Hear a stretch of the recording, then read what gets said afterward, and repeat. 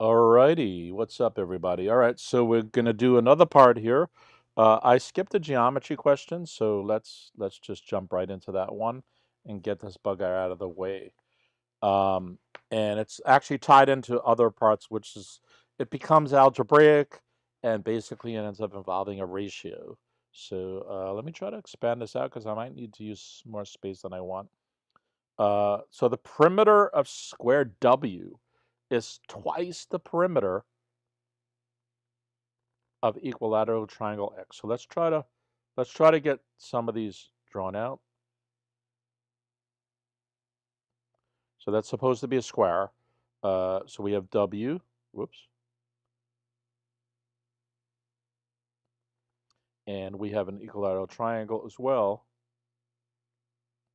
So just to be clear, these are all the same. And I'm going to double tick these just to make sure you're clear. I'm not trying to say that the lengths of the sides are the same. So this is our triangle X.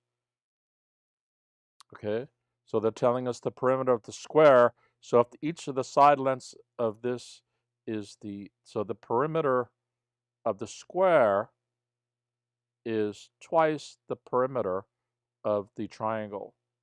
The perimeter of the triangle is here, and it's going to be twice that. All right, so that's part of our deal. So the perimeter of a square is going to be 4s, 4 times the side. And the perimeter of the triangle, equilateral triangle X is going to be 3 times the length of its side. And I'm gonna just call this T for triangle. Just to be clear, S is the square side and T is the triangle side. Okay, so if we kind of just plug those in, that basically means 4S, right? And again, this is W over here, and this is 2 times 2 times X basically, right? In terms of geometric shapes. So 4S is equal to 2 times 3T. Okay, so that would mean that 4S is equal to 6T. All right, and at this point we're kind of gridlocked. We don't know what to do. So it says, what is the ratio? So it's asking for a ratio. The length of one side of the square W, that's my S. To the length of one side of this is my T. So I want to end up with S over T is equal to something. All right, so let's just solve that. So we have 4S equals 6T. Okay, let me try to get S by itself first. So I divide both sides by 4. That cancels out. And I have S is equal to 6T over 4. So now I'm going to divide both sides by T. That cancels that. That is there. So I end up with S over T is equal to 6 over 4, which is equal to 3 over 2. And 3 divided by 2 is the same as 3 colon 2. All right, so that would give my answer G. All right, so that's the connection between the geometry and the algebra. All right. And if you think it through, it kind of makes sense. They're not quite as much different as they appear. They're off by 1 1/3, if you will. So that factor does kind of make sense that they would be that close.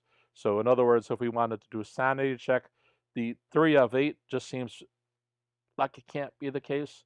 The 2 of 1, that also just needs to be wrong. So we're choosing between this versus this.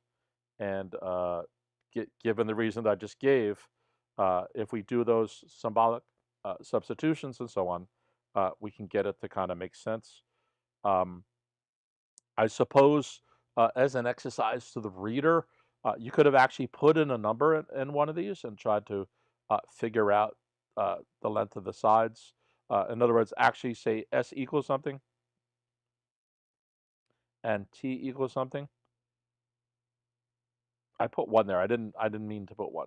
It's just a question mark and T equals something else, and try to yin-yang them back and forth to try to make sense. and see if that ratio could end up working. So remember, this is S. S is the T, as 3 is the 2. All right.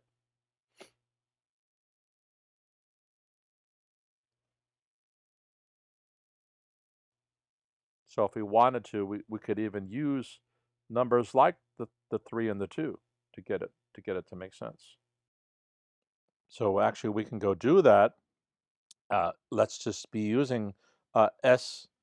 S is 3 and T is 2. If we replace that, let me change the colors for a second.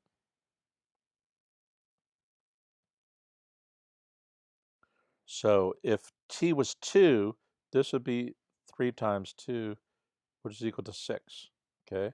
And then if S was 3, we'd have 4 times 3, and that would end up being 12. Well, 12 is twice 6. So there you go as an example. We could have used the 6 over 4 as well. All right, so then we have a way to double check that we actually got the ratio correct and in the right order. That's important. All right, y'all, have a good night. I'm going to, this actually a bunch more questions.